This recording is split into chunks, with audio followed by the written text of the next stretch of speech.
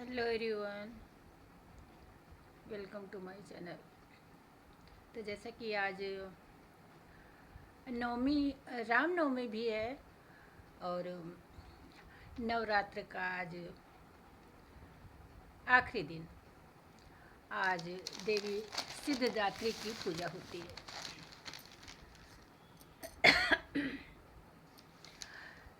तो लोग कन्या पूजन भी करते हैं, मतलब कन्याएं खिलाई जाती हैं। तो जैसे अब इस संबंध में कि लोग क्या उनकी मानसिकता है कि कहा जाए कि जैसे अपनी बेटियों को दूसरे घर में भेजने से भी गुरेज करते हैं। तो बहुत से लोग तो मंदिर में खिलाते हैं और अब जैसे व्यवस्था हो जाती है तो लोग घर में भी खिला देते हैं। लेकिन मैंने तो माँ के आगे हाथ जोड़ लिए हैं, जिससे जितना हो सके। तो अब जैसे पहले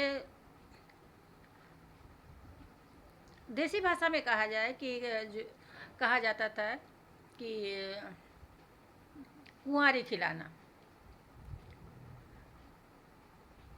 लेकिन अब चूँकि ये कहा जाए कि कुछ देहाती सा लगता है, जो भी है, अब उसका नाम का नवीनीकरण हो गया है कंजक पूजा। अब ये कंजक शब्द कहाँ से आया और कुछ अजीब सा लगता है। खैर, अब ये चलन में है और हर जगह इसी शब्द का प्रयोग हो रहा है, कंजक पूजा। तो अब इसमें अब ये है कि अब लोग बनी बनाई, अरे जलेबी वगैरह वो भी खिला देते हैं। या बहुत, अरे पहले तो ये होता था कि हाँ पूड़ी सब्जी या हलवा पूड़ी यही लोग खिलाते थे। और अब तो जो है लोग पैसे वगैरह देते हैं। लेकिन बचपन में मेरी नानी खिलाती थी, तो पहले पैसे देने का इतना वो नहीं था।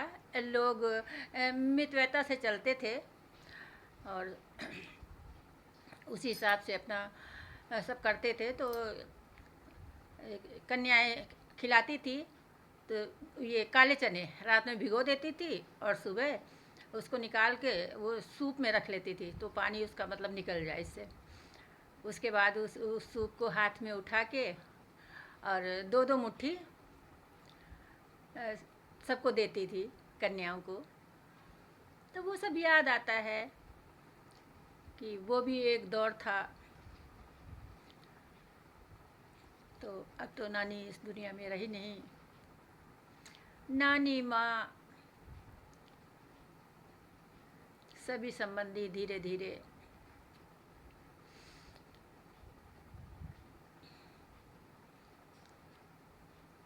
तो अब मन में, ज़हन में एक बात ये भी आती है कि कन्याएं खिलाई जाती हैं नवरात्र में, मंदिर में या घरों में, सब कहीं देवी गीत होते हैं और उसको क्या कहते हैं जो पार्टी में गाते हैं। मुझे अब देखो इतना भूल गई। अब याद कर रही हूँ। जागरण, जागरण होते हैं।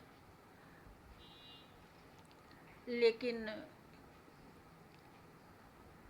ये सब होते हुए भी लोगों का मन नहीं बदला।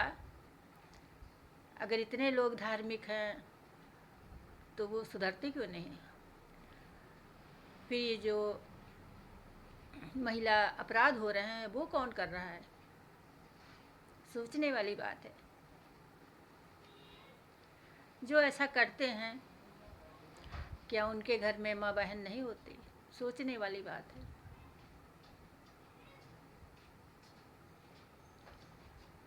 तो फिर मैं एक बार कहूँगी, इंसान बनिए। ओके।